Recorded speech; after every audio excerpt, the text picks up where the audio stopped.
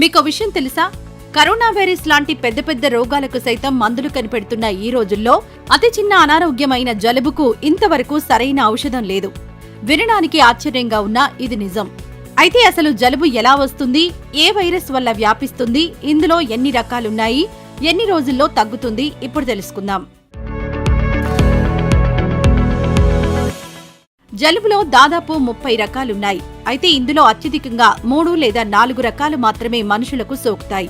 పైరైన్ఫ్లుయెంజా, rhino virus, Adreno virus కారణంగా 50 నుంచి 70% మంది జలుబు బారిన పడతారు. ఇందులో 20% కేసుల్లో వైరస్ బలంగా ఉండడం వల్ల వ్యాధి పెరిగి న్యూమోనియా వంటి ప్రమాదకరమైన ఇన్ఫెక్షన్లుగా మారతాయి. జలుబు చేసిన వ్యక్తి ముక్కు కారడం, గొంతు మంట, దగ్గు, ముక్కు దిబ్బడ, బాడీ పెయిన్స్, తలనొప్పి, తుమ్ములు, శరీరం వేడెక్కడం, బడలికగా ఉండడం వంటి లక్షణాలు జలుబు చేసిన వారిలో కనిపిస్తాయి. దాదాపు 200 రకాల వైరస్ల కారణంగా జలుబు చేస్తుంది. అందులో ప్రధానంగా రైనో వైరస్ అనే వైరస్ వల్ల అత్యధిక శాతం మందికి జలుబు వస్తుంది. ఇది రైనో వైరస్ నిర్మాణం అచ్చం కరోనా వైరస్ లాగే ఉంటుంది. కళ్ళు, ముక్కు, నోరు, చెవుల ద్వారా మన శరీరంలోకి ప్రవేశిస్తుంది. కరోనా వైరస్ లానే రైనో వైరస్ కూడా గాలి ద్వారా వ్యాపిస్తుంది. అలాగే వస్తువులను అంటిపెట్టుకుని ఉండి వాటిని ఎవరైనా పట్టుకొని ఆ తర్వాత అదే చేత్తో ముక్కు లేదా నోటిని తాకినప్పుడు ఈ వైరస్ శరీరంలోకి ప్రవేశిస్తుంది.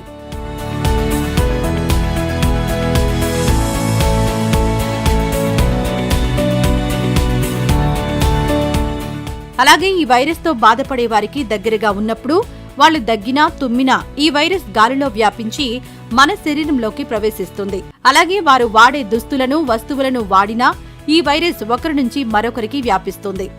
అంతేకాకుండా నీటిలో ఎక్కువగా తడిచినా, ముఖ్యంగా తల ఎక్కువసేపు నీటిలో ఉన్నా జలుబు చేస్తుంది. జలుబును టాబ్లెట్లు, టానిక్లు, ఔషధాల ద్వారా తగ్గించడం సాధ్యం కాదు.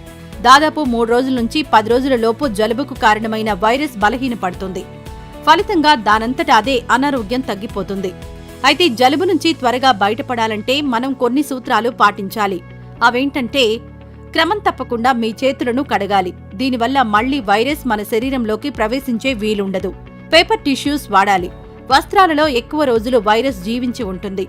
పేపర్ టిష్యూస్లో ఆ అవకాశం ఉండదు. ఒత్తిడిని తగ్గించుకోవాలి. పోషకాహారం తీసుకోవాలి.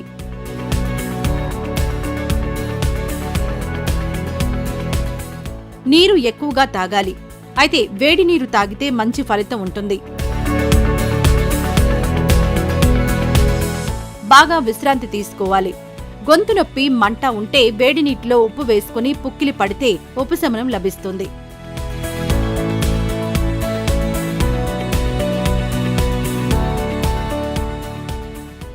జ్వరం, శరీరం నొప్పులు అనిపిస్తే డాక్టర్ను సంప్రదించి పారాసిటమాల్ వంటి టాబ్లెట్లు వేసుకోవచ్చు. ఇది జలుబుకు సంబంధించిన స్టోరీ, దాని వెనుకున్న సైన్స్. మరి మీలో ఎంతమంది ఈ జలుబుతో బాధపడ్డారు, ఇప్పుడు బాధపడుతున్నారు? మీరు జలుబు వల్ల బాగా ఇబ్బంది పడిన సందర్భం ఏంటి? కామెంట్ల రూపంలో తెలియజేయండి.